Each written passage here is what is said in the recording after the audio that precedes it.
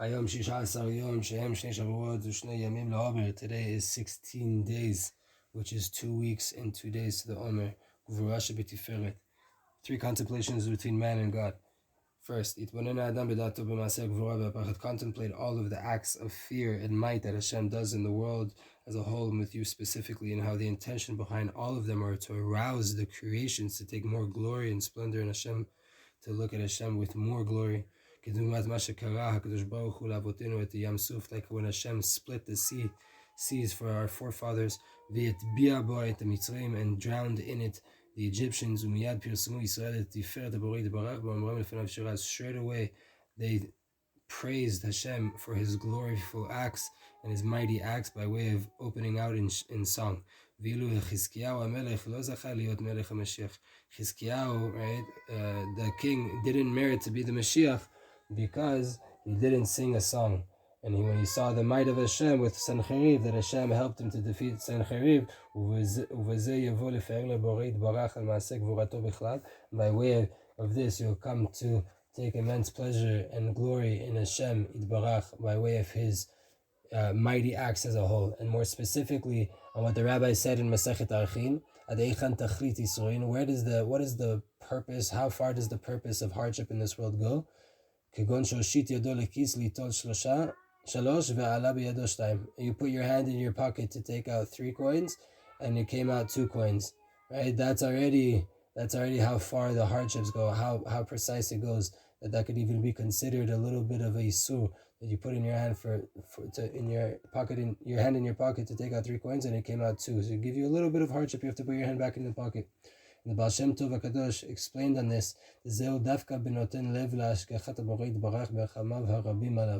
Right? This is specifically when you pay attention to how much divine providence and how much mercy, immense mercy Hashem has on you. He sent you just this hardship of putting your hand in your pocket and getting out 1 less coin that you needed, just to arouse you and to wake you up to come to glory to Hashem. The intention is to clean up some sins, to atone for some sins. Right? This person, all he needed was a little annoyance of putting his hand in his pocket and getting out the wrong amount of money. You will be rectifying Tiferet, which is the Per and the Rachamim, the mercy and the glory, by way of Gevurah, which is the Pachad and the Isurim and the Din and the judgments that are coming down on a person. Second contemplation, bring to your heart, even though it's permissible for you to receive a little bit of praise and glory from your friends, right, and to take that in order to do a chesed, to do more good, to do another good act for the people around you.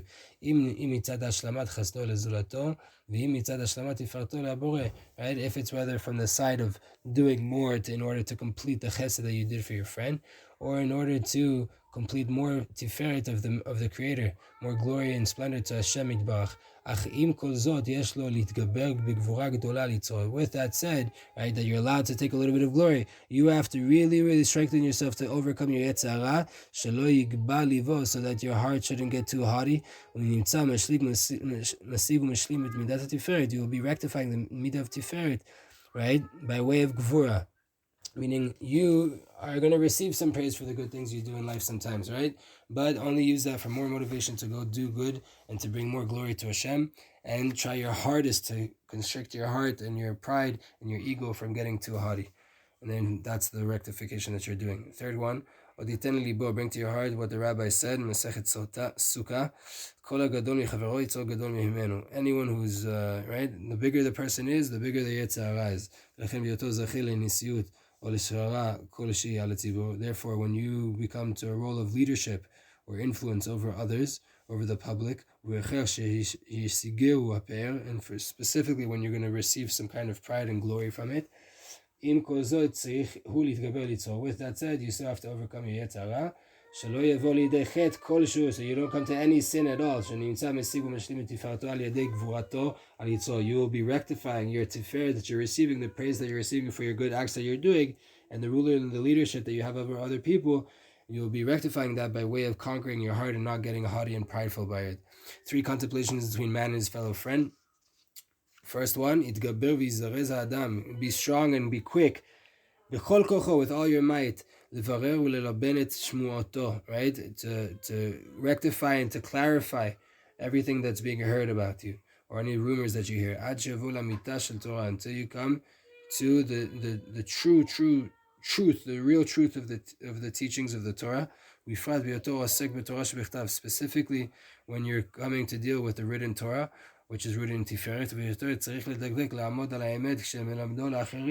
Right? Specifically, you have to come to the truth when you come to teach it to others. Right? Sorry, when I said earlier rumors, I didn't mean rumors. Sorry, I misread it. Shmato, when you come to learn, when the person comes to learn, he has to come with all his might to come to get to the truth of the Torah, the real truth of what's going on. Specifically, when you're coming to teach others, you was able to do tshuva again on this right now live, and therefore you'll be rectifying and perfecting the midah of Tiferet, right, which is the Torah, by way of the midah of Gevurah, which is quickness and the power and the power to get to the truth. Right. Second one, when you teach the written Torah to your students, use whenever you need strength and a little bit of discipline, so that they should have some respect for you and they will receive the Torah from you. Right, by way of your being a little bit, when needed, a teacher that leads and doesn't let the class, or the students lose consciousness, lose their mind track or get off topic, and you bring it back to the Torah, then you will be rectifying the Tiferet by way of your Gevurah. Right? Third one, any act of might that you do, or Gevurah, tzimtzum, that you do with those around you, have intention to bring more glory to Hashem. Specifically those things that you should do, that you would naturally do, or those that specifically that other people in the world would normally do. Right? Your intention should be to bring Tiferet, to bring Per to Hashem Yitbarach, and you'll be rectifying Tiferet by way of your actions of Gevurot, of your intentions when you're coming to do an action of Gevurah. Body part, when you do a Gevurah, when you do a mighty act in the world, use your whole entire body. Right? And you'll be rectifying the body which is rooted in Tiferet by way of an action of Gevurah. But in the time, you should try to have awe of Hashem and to do an act of Gevurah in the day, and specifically on Tuesday, on the third day. The second one, have extra kavanah on the blessing of Re'ena, of the Galut, which is rooted in Gevurah, specifically in Arvit, which is rectified by Yaakov, which is the vehicle for Tiferet in the world. And when you mention the name Elokim, right, have extra contemplation in it, specifically during Arvit, and the Kinyan, the acquisition of the Torah, is mi'ut shena, with less sleep.